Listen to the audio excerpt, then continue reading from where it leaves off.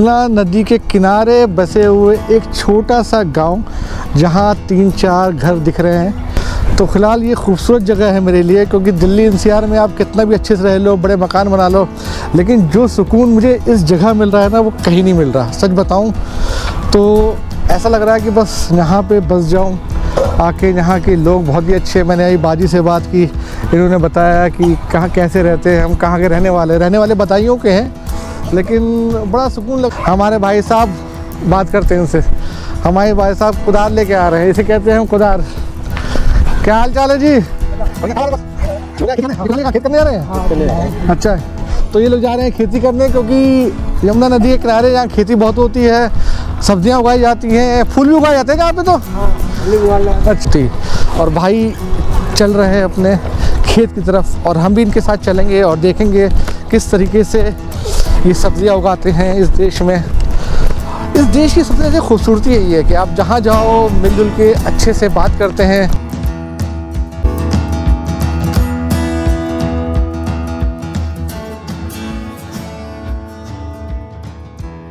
खेत में इन्होंने जैसे कहा कि गोभी यहाँ पे अभी उगाई जा रही है और उसके बाद भिंडी लगेगी। तो इस टाइम ये देखिए कितना खूबसूरत गोभी उगा हुआ है। मैं सही बताऊँ तो मार्केट में जो मैं गोभी देखता हूँ ना, उससे कहीं अच्छा और बड़ा गोभी नज़र आ रहा है, साफ़ सुथरा। और सामने अगर आप देखोगे ना तो ये बंद गोभी है, आई थिंक ये बंद गोभी है। ये देखिए कितना खूबसूरत बंद गोभी है। ये सारे लाइन से बंद गोभी यहाँ पे आपको नज़र आएंगे और बहुत ही अच्छे लग रहे हैं। मतलब कि सच बताऊँ, मतलब कि सब्ज़ी मंडी जाते जाते ना इनका बकवास सारा क्वालिटी ख़राब हो जाती है। जो अभी यहाँ से उखाड़ के आप घर पे लेके बनाओगे ना, उसकी बात ही कुछ और होगी। अब हम चलते हैं हम अपने भाई साहब की तरफ, जो ज़मीन में मेरे ख्याल से ये नहर आ रही है, वहाँ बोरिंग से पानी आ रहा है, पानी से डायरेक्ट ये खेतों में जा रहा है। तो हम बात करेंगे कि आखिर ये किस लिए जा रहा है। के लिए कल्टीवेशन हो रहा है। अब जो प्रोसेस है तुरई के लिए वो सारा किया जा रहा है। धीरे धीरे इसको नाले के तरीके से बनाया जा रहा है और उसके बाद यहाँ पे तुरई उगाई जाएगी। और तुरई के साथ साथ मैं अगर देखूँ नीचे इतनी दलदल टाइप की ज़मीन है, शायद यही यूज़ होता है तुरई के लिए। और इसके अंदर क्या पानी जाएगा या बीज डालेंगे? पानी अच्छा, पहले बीज फिर उसके बाद पानी जाएगा इसके अंदर। अच्छा, ये पूरा लाइन जैसा धार बनाना है पूरे खेत में। अच्छा, और वहाँ पे क्या होगा, वो पीछे क्या है, वो भी तुरई के लिए है? अच्छा, वो भिंडी है। अभी भिंडी और तुरई का सीज़न स्टार्ट हो जाएगा है? भिंडी और तुरई का सीज़न स्टार्ट होने वाला। और सामने अपना यमुना नदी है ना, नदी के किनारे बसा हुआ ये खेत जो दिल्ली एनसीआर का दिल है, वहाँ पे ये सारा मंजर मैं दिखा रहा हूँ आपको। और यहाँ पे सामने बहुत सारे लोग रहते हैं जो यहाँ से रहते हैं और यहाँ पे काम करते हैं बेसिकली। और यहाँ पे कुछ भाई साहब मिले जो अभी मना कर रहे हैं उधर जाने के लिए, क्योंकि वहाँ पे शायद बीज डल चुकी है। तो ये है खेती जो दिल्ली एनसीआर के यूपी और दिल्ली के बीच के बॉर्डर में हो रही है। उस साइड देखोगे तो पूरा बिल्डिंग जो आपको नज़र आ रही है पूरा नोएडा है। नोएडा का सारा इंडस्ट्रियल एरिया है, फ्लैट्स हैं, ऑफिसेज़ हैं। और इस नदी के जस्ट इधर जो है वो दिल्ली स्टार्ट हो जाता है अपना। और इसके लिए जो रोड है, पास करते हैं कालिंदी कुंज का रोड है, कालिंदी कुंज का ब्रिज हम कह सकते हैं कि कालिंदी कुंज एरिया है जहाँ हम होकर दिल्ली एनसीआर आते हैं। और अब देखो ज़मीन, ये देखिए जैसे ये पैर डालता हूँ एकदम धंस जाता है ये। तो इतना सॉफ्ट इसको बना रखा है तुरई के लिए, शायद ये प्रोसेस यूज़ होता है तुरई के लिए।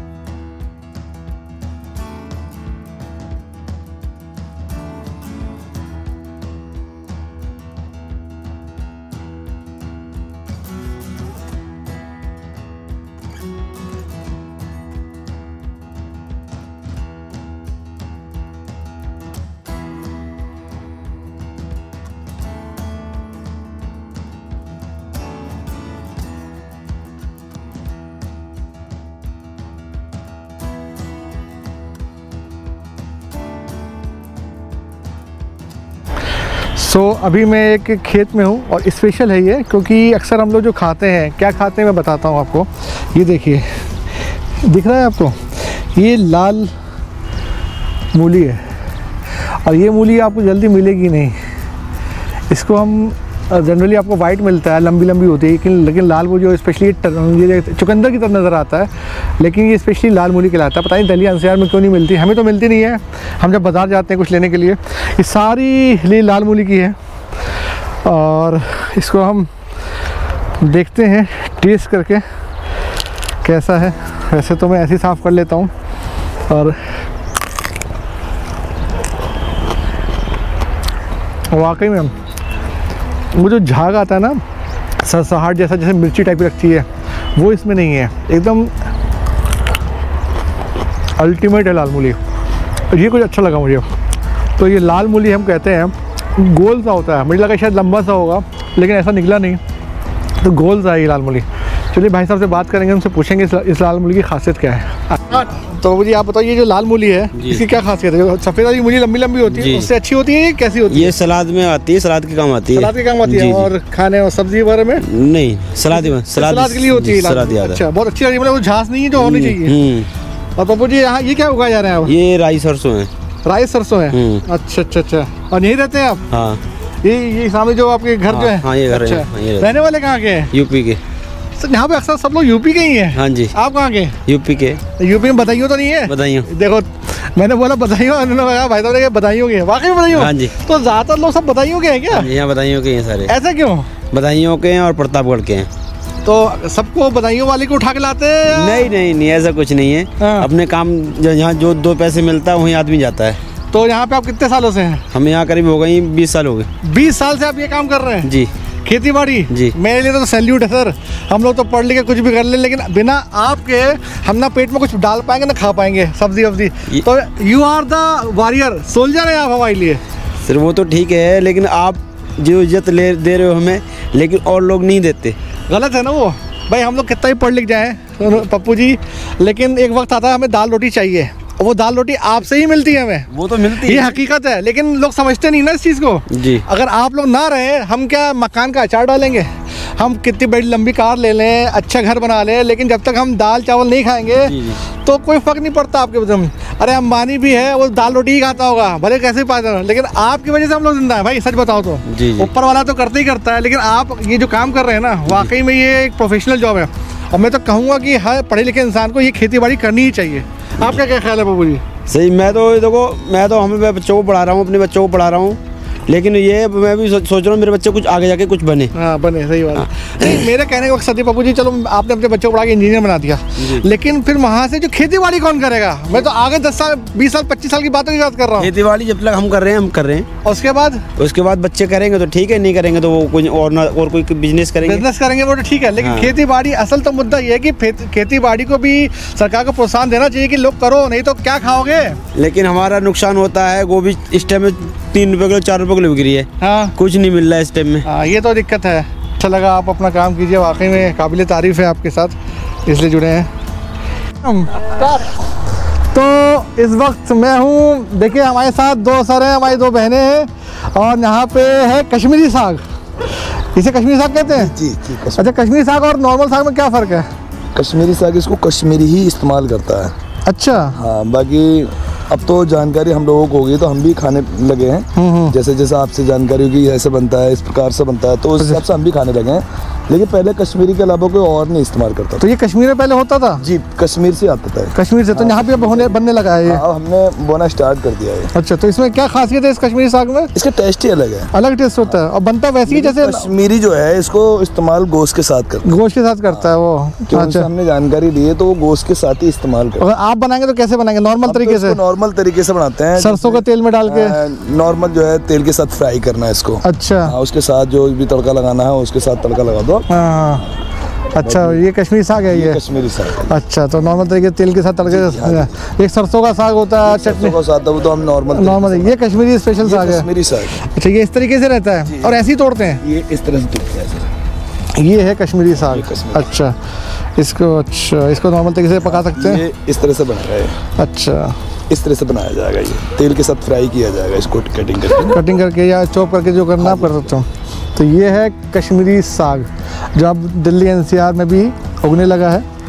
चलिए इसका भी ट्राई किया जाएगा कि कैसे बनता है, फिर बताएंगे इसका टेस्ट कैसा होता है। कश्मीरी साग देख लिया, अब आप देखिए नेपाली साग। ये है नेपाली साग, राई साग, राई साग बोलते हैं, इस्तेमाल करते हैं। अच्छा नेपाली, नेपाली किस में इस्तेमाल करते हैं? वो नॉर्मल अपने साग के हिसाब से इस्तेमाल। अच्छा, और इसका टेस्ट? इसका टेस्ट तो हमने तो बनाया नहीं, लेकिन वही बताते हैं कि बढ़िया बनता है। अच्छा, और आज तक नहीं बनाया। सेम तोड़ते ऐसे ही है? नहीं, इसको ऐसे ये ऐसे भी टूटता है इस तरह से। अरे बहुत बड़ा है ये तो। ये नेपाली साग है जी, और राई बोलते हैं, राई तो साग। नॉर्मल हमारा हिंदुस्तानी साग बड़ा बड़ा पत्ता पत्ता है। तो इसकी खासियत टेस्ट के मुकाबले क्या टेस्ट कहेंगे? हमने ऐसा आज तक किया नहीं है, लेकिन नेपाली लोग कहते हैं कि माल बढ़िया बनता है ये साग, अच्छा और टेस्ट भी उसका अच्छा होता है। अच्छा। लेकिन हमारा कुछ साग ऐसे हैं हम उसको इस्तेमाल नहीं कर पाए हैं, और हमारा जो काम है उगाने का है। अच्छा, कुछ साग हमने इस्तेमाल कर चुके हैं, तो उनका टेस्ट जब टेस्ट करेंगे जब भी पता लगेगा कैसे टेस्ट है।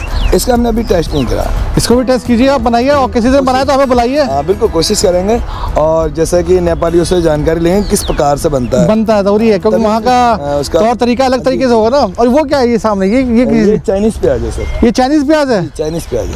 अच्छा, ये चाइनीज प्याज है, ये चाइनीज प्याज, बिल्कुल चाइनीज तरह छोटे छोटे नजर आ रहे हैं ये चाइनीज प्याज है। तो प्याज नीचे है जी, इसका प्याज है। ये हम इसको एक पौधा लगाते हैं इसको, तो ये कई एक हो जाते हैं, ये गुच्छे टाइप हो जाता है। देखो, हम इसका उखाड़ के एक पौधा लगाएंगे ये, अच्छा, ठीक है ना, ये 4-5 हो जाते हैं। देखो ना, हमने एक लगाया मात्र, इसका एक लगाने के बाद ये 4-5 हो चुके हैं। अच्छा, इसमें गंठा नहीं पड़ता। इसका जो सेम ऐसे ही रहता है। अच्छा, तो इसको चाइनीज ही खाते हैं। अच्छा, और ये क्या है, ये जो ये इसका बीज है सर। अच्छा, ये इसका बीज है, ये बीज पक जाएगा तो इसका बीज बन जाएगा।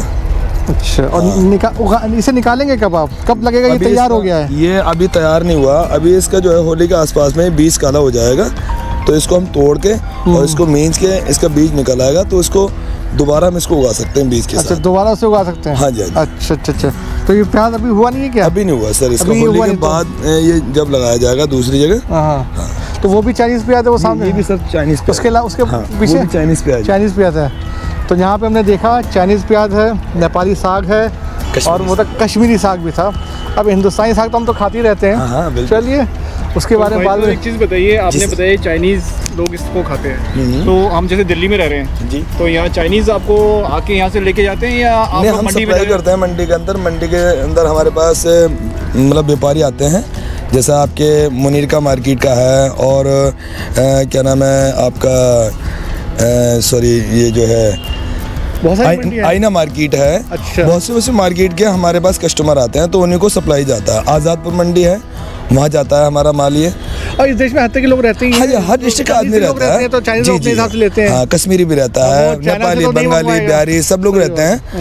बाकी जो है हम साग इस्तेमाल जब इसमें उगा लेते हैं, तैयार हो जाता है, तो हमारे पास कस्टमर हैं तो उनको सप्लाई कर देते हैं।